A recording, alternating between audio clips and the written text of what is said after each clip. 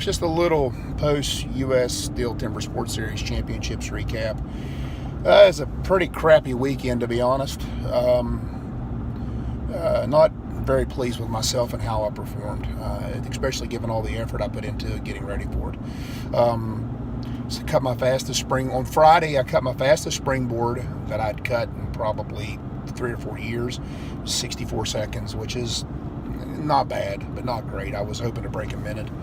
But I'm showing progress toward making, the leaps that I need to make. And then stock saw was fair to middling. Standing block I'd cut it like crap. Ended up cutting it around 20 seconds. It should have been around 15, 16, but I just, the axe didn't match the log that well. But that was my fault. And then poured on the coals in the underhand, and single buck had the fastest time of the weekend in the single by almost 0.5 of a second, which qualified me to represent the U.S. Over in Liverpool, England, as part of the Team USA. However, I looked at the big picture after how everything played out that weekend and decided that it just wasn't. It's better for the sport for me to step aside, given my age, and to allow the younger guys to be part of it and allow them to develop some cohesion to hopefully perform better and make a podium stance, if not run for the gold. On Friday, I cut my fastest underhand that I've cut in years, like a 15-1 or something like that. And I got time for a hit. The blog was in 2. It was in 2 in under 14 seconds. But because I swung, I got counted for an extra hit. Hot saw. Let's just say that my hot saw for the weekend was a complete mind fuck. Was warming up on Friday morning, and right off the bat, freaking chain explodes, totally screws my sprocket, messes up my bar. Done. So this happened during the warm-up, about 2 hours from the start of the competition. Luckily, Nathan Waterfield was there to step up to loan me his motor, which I ran and managed to get 3 cuts off despite my big fat ass belly freaking getting sucked into the carb. So I qualified second in my pool. Advanced to the finals. And then find out that Nathan had used this saw for a demonstration, and something was going on with the cylinder. He wasn't comfortable with me running it, so I had to scramble to find a motor to potentially run in the finals, which really distracted me, to be honest. I hated this. I am never going to show up at a Timbersports competition again without having 2 hot saws that are raring and ready to go. So that was bad. Cut the underhand very poorly because my mind was distracted. Then I DQ'd in the stock saw, and then I cut the standing block again poorly. But such is life. You move on. I didn't advance to the next round. Luckily, Adam LaSalle and Matt Bolton dropped out of the Champions Trophy race, so I got to do that. Kind of got screwed on it too, to be honest. Because it was the first time that our folks have ran a Champions Trophy race, I had less than 10 minutes between the second round matchup against Matty Slingerland, which I lost.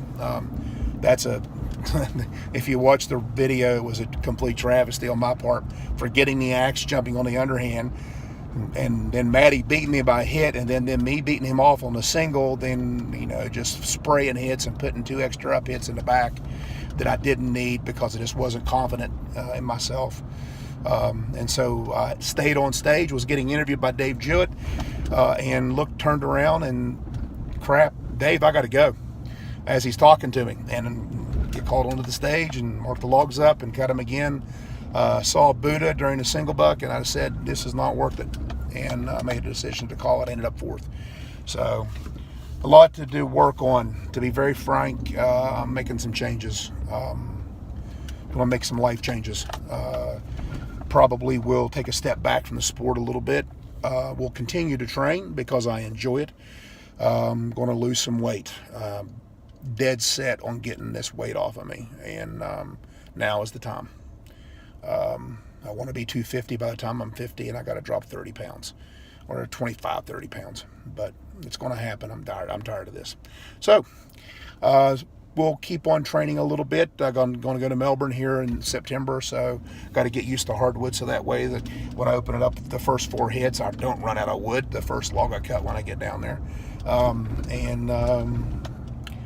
It's always going to be afoot. I'm not quitting. I'm going to keep on plowing forward. I'm just going to take a step back and devote more time to other things, I believe. 1, go! Decades of experience on this stage and showing what that looks like with a very quick first portable. Hopefully that holds well. You can see when he's got a ton of confidence in it. He's in a big time on that tree. David Reed secondly and nicely. Toes are pointing towards the stage just a little bit. Forward to this, just a tiny bit. I don't know if I like that second forward set of the guard over Junior. He is heels down, toes up.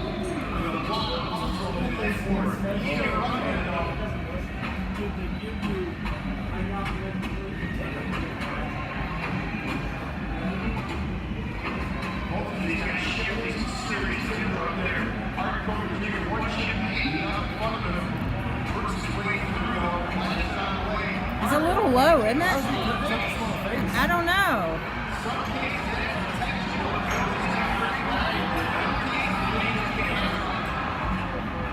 He's still gonna come off. Nice. That's you messed up his line or something. Stand to your timber. 3, 2, 1, go! Come on, baby.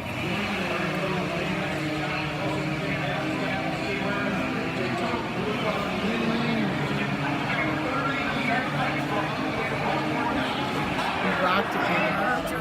3, 2, 1, go! Just one Come on, Jamie. Come on.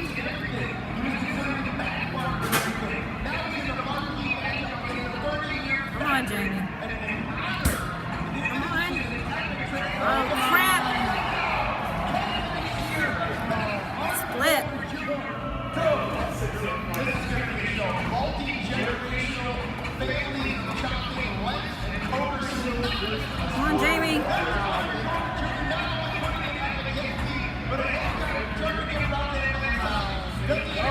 What in the world?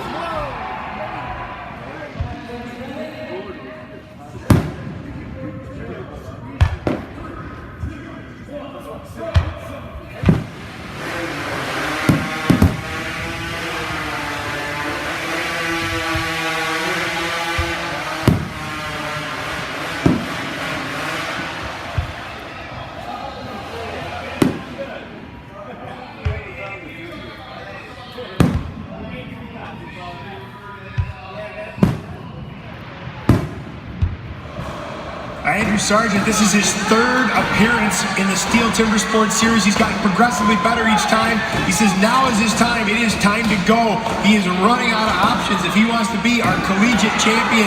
He is behind at the turn, but stand number 2, you can see putting in fast hits. I don't know if he's getting the productivity out of him though, compared to Andrew Sargent. Andrew Sargent just thumping this log. There it is though. Minori is off the Paul Smith. Stand to your timber. 3, 2, 1, go!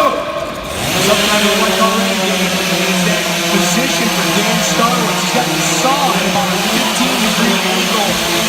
Trouble for Dan on stand number 2. Trouble on stand number 1. We're going to have back-to-back cutoffs. These guys are just burning fuel right now.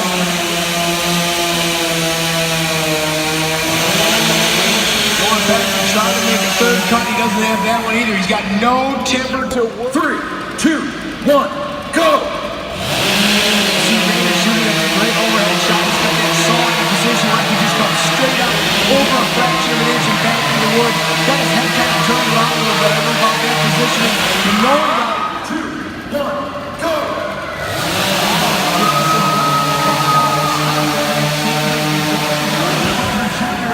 Go, Jamie! Come on! Hard hit! Go, Jamie! Get on it!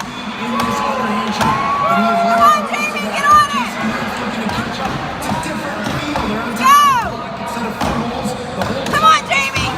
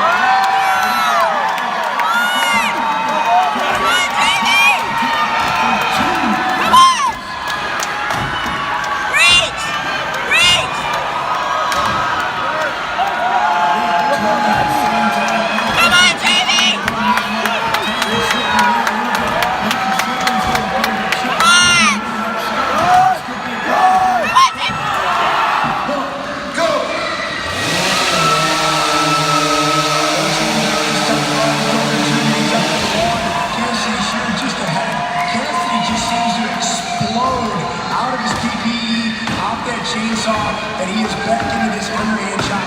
Look at the advantage. Come on, Jamie! Come on! This underhand chop. Get on it!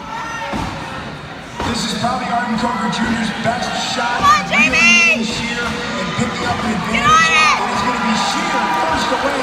And Get into on it! the single buck was his fatal blow in the last round. Not this time. Cassidy Sheer motoring baby, down come through that on! piece of pine.